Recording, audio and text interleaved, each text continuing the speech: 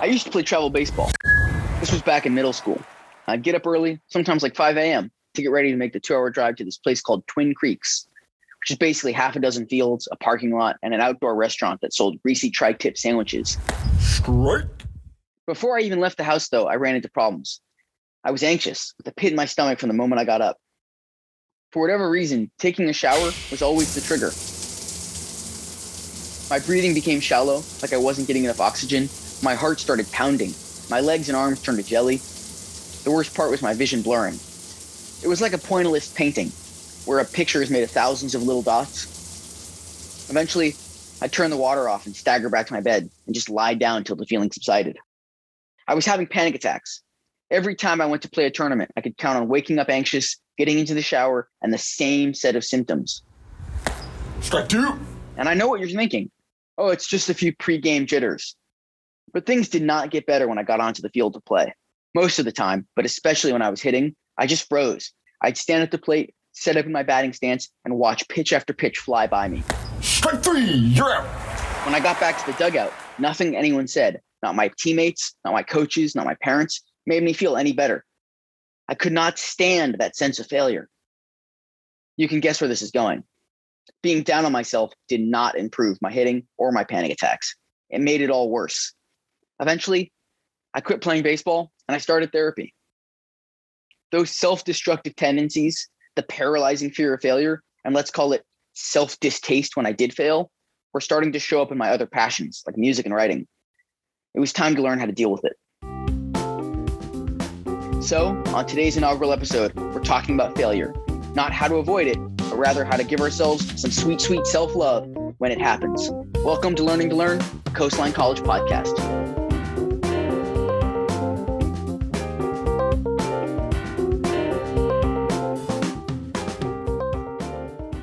I'm your host, Saul Rubin. A little bit about me. I'm a writer and a chronic anxiety haver. We also have an expert on education joining me. So Danny, why don't you introduce yourself? Thanks, Saul. My name is Danny Pittaway, and I'm an associate professor of reading and education here at Coastline. I've been a full-time faculty member since 2011, and I've been in higher education overall since 2003. I'm also the student success coordinator, which means I help provide learning assistance across the curriculum. So if you could summarize learning to learn as a concept, what would you say? I would say that learning to learn is fundamentally about reaching your potential as a student. What I mean by that is learning to unlock your potential to achieve consistently and to minimize the obstacles to learning that we often create ourselves. And what makes it worth talking about? Well, I think that talking about how to optimize learning is something that often gets overlooked. In many educational settings, people assume that teachers know how to teach and that students know how to learn. But in reality, these things deserve to be examined, looked at, reflected on, because there's a lot there. And when you heard my baseball story from earlier, what does it tell you as someone who's trying to get students to succeed? Well, I think we can all relate to your story one way or another. Everyone has had an experience with dread, fear, anticipating that things will go wrong. That's human nature. As humans, we seem to be primed to psych ourselves out when we're preparing to enter any type of new environment or engage in an activity where we have some hesitation going in. Essentially, I would say that going easy on yourself is about being gentle with your thoughts, because we need to be. But doing so requires a lot of sustained effort and support. It's not enough to just tell someone to take it easy. You know, we all say that in everyday conversation as a way to show solidarity and support. But to actually apply it is something else entirely. And who do you think could use some help gaining self-compassion? Everybody, all people. No matter how strong our identity is to the outside world, we're all human beings. We all have fear and doubt that could be lingering at the edges of our minds. Can you think of a time when you faced that kind of doubt? Absolutely. Even though I'm a comfortable, public speaker, I still get a case of nerves before it's my time to present. I've come to accept that as part of the natural reaction that I have, and I've tried to learn to embrace it as sort of a productive type of anxiety, a facilitating anxiety instead of a debilitating one. I try to capture feelings of nervousness or jitters or whatever you want to call it, and transform that energy into doing my best and not focusing on what will actually happen. I think having a sense of trust in what you're doing is also key to turning fear into something productive. So the aim isn't to eradicate anxiety. Ultimately, that's just never going to happen. It's too baked into our minds, right? But self-compassion, it seems to me, is about reminding myself that the anxiety is also natural and that it's human. Yes, absolutely. I also like to think of stress or anxiety as if it were a river or a stream that's in your mind that sometimes gets cluttered with stuff that floats by. Each thing that we see in the river is essentially an anxious thought. If you get too focused on that stuff that floats by, you can get stuck. I think one of the keys here is to just learn to let the stuff float by, to maybe notice it, but not get alarmed by it, and to trust that it will pass and that not every little thing that we see needs to be focused on, examined, or dealt with. Right. We focus on things that end up being inconsequential. And how does that relate specifically to students? Well, as a student, it's easy for us to get stuck on a particular assignment or performance on a particular exam or paper, whatever it might be. It's also easy for students to place importance inefficiently, such as focusing on using as much advanced vocabulary as possible at the expense of clarity or quality of argument. In actuality, the professor just wants you to write something that's clear, well defended with evidence, and easy to read. Students can get caught up in trying to reach a certain tone that actually distracts from writing plainly and clearly. And similarly, if students are too focused on getting accepted, let's say, into a particular program or internship, and they don't get it, they could feel devastated. Things can then quickly spiral to the point where a student may decide to drop a class or even drop out of college altogether. That's all to say that just because something doesn't pan out as you planned, that doesn't mean that you lost or that you wasted your time. Life is going to be full of constant obstacles and challenges, and success or learning is not defined by things always going the way that we originally planned. Finally, I would say it's easy to say this stuff. It's quite another to put it into practice. Coming up next on Learning to Learn, a mental health expert who can help us put self-compassion into practice. Stick around.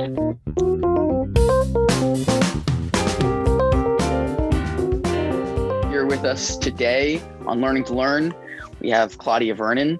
Claudia, can you introduce yourself? Sure. I'm Claudia, and I'm a licensed clinical social worker. I'm also one of the mental health therapists at Coastline College. Well, let's start with how do you define self-compassion? Self-compassion, that's a hard one to define, but I think I can do it. So self-compassion, I think has a little bit of a lot of other features in it. One of them is it is one of the aspects of resiliency.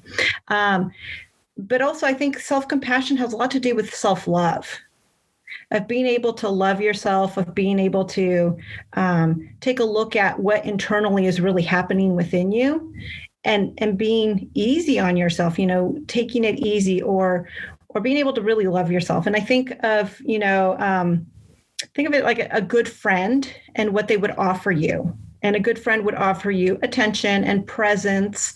They would offer you, obviously love, acceptance. And I think that is what self-compassion is when we do that for ourselves. What does, as a separate maybe thing than self-compassion, what does going easy on yourself look like? Or what does that mean? And I think that ties back into the self-compassion piece, but and self-care piece. And I'll give you a metaphor or a visualization of that I often give to clients that is helpful for them to understand this. And I'll say, you hold yourself like a baby bird that's ready to take flight, And so let's imagine that you're holding this little baby bird who's ready to take flight. And there's several things that you can do as you're holding the baby bird in your palm. And one of them could be, you get frustrated with the baby bird. And so you start to squeeze it a little too much.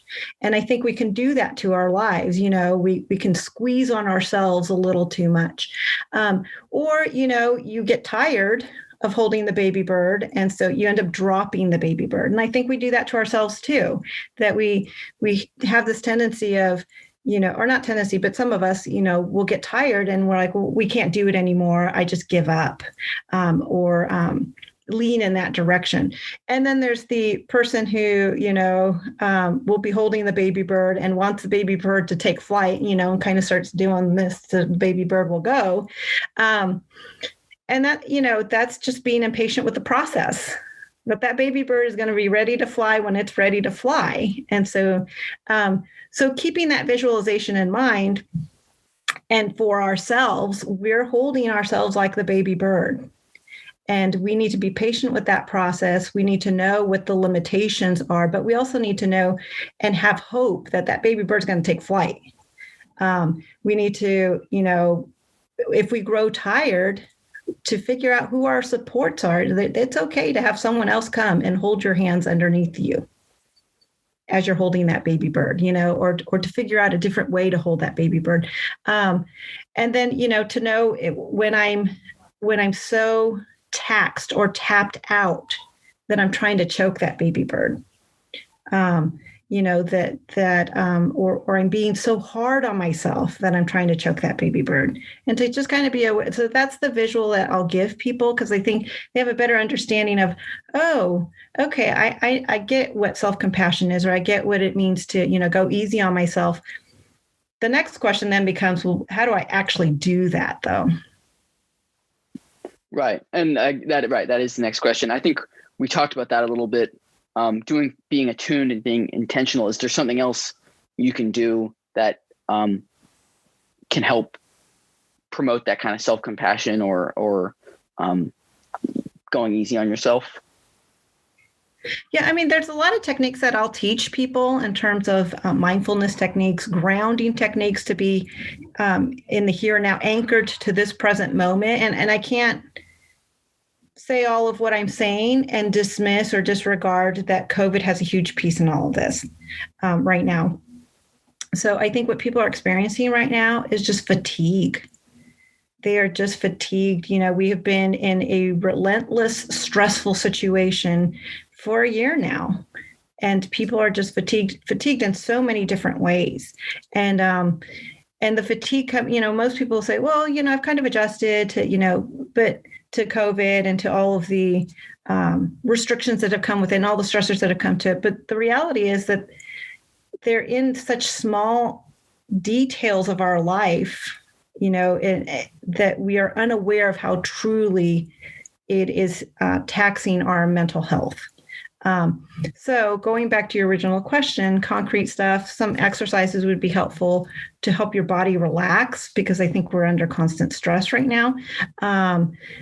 To take a look at what's on your plate and what can you take off the plate. And again, this is what I tell clients. I'll say, imagine Thanksgiving feast, and you pile your plate up really high, and someone else comes and piles more on it. In my case, 4 little ones, well, they're not little, but 4 children pile more onto my plate. My work piles more onto my plate. Taking care of my own health is piling stuff on my plate. Those are real things. I can't drop any of those things. But when I sit down to eat that plate, is it realistic for me to think I can eat it all and not be hurt by that? I can't. And so I need to start looking at, what can I take off my plate? It reminds me of Ordinary People, the broken plate that's like cut in half, right? I know we've talked about that movie before, specifically with regard to students. Like, what can students specifically do? And this isn't just Coastline students. It's not just people who are doing all their learning remotely anyway. It's for all kinds of students. And I know that that's a hard question, because there's thousands of different kinds of students out there of all different ages and dealing with different sets of issues. But can you think of anything that, like, maybe broad strokes could work as a strategy going forward for self-compassion or something of that sort for a student?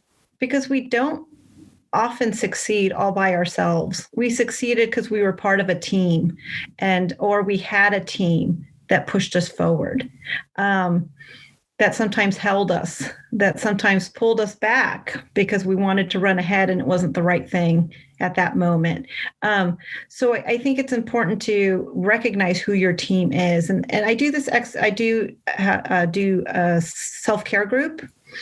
And one of the exercises, the first exercises I have them do is write down a list of who would be there for you, However, you don't have one person that ticks all the boxes, so figure out who would be there for you under certain different circumstances. So who would be there for you if you were stuck on the side of the freeway at 3 a.m? Grandma loves me, but she ain't coming at 3 a.m. And so you need to figure out who that would be. Who would be there for me if, I was experiencing a divorce? Maybe that would be grandma. Grandma would hold me and listen to me, but maybe not my best friend, because my best friend wants to throw my husband under the bus. So it's kind of figuring out who ticks what box. And it's okay that they don't tick certain boxes, that it's okay that I don't share everything with my brother, but if I was in financial need, my brother would be there for me. So kind of figuring that out, and I think that's a huge portion of it. It's a huge portion of any kind of mental health and wellness, is having that community, that knowing that we are not doing this solo and that we don't have to do it solo. So in terms of students, understand that you have instructors that want you to succeed. They are not there, to figure out how to ding points off of your assignments. They are there. They want you to succeed. So communicate to them. They don't know what's going on unless you say something. In terms of that, and that is a self-compassionate thing, to be able to say, I have hit a limitation. I've hit my limitation. I know what it is, and that I need help. And to receive help is self-compassionate. And again, I think most people are hardest on themselves. And that's because they have unrealistic expectations. You're human, and yet you expect everything for yourself to do everything perfectly. You wouldn't expect that of anybody else, but you do expect it of yourself. Too often, we become our own worst enemy. If there's a takeaway from today, it's that self-compassion isn't passive. It's a proactive step toward reminding yourself of your humanity and thus your right to make mistakes and try again.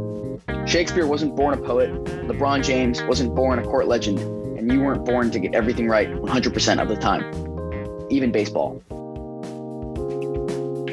Thank you to Claudia Vernon for her informative and heartfelt interview. This episode of Learning to Learn was hosted by yours truly, Saul Rubin, and co-hosted by Danny Pittaway. It was produced, edited, and written by Saul Rubin, and co-written by Danny Pittaway. The LTL theme was written and produced by Elijah Rubin. Special thanks to Coastline College, Don Wilson, and the entire marketing team.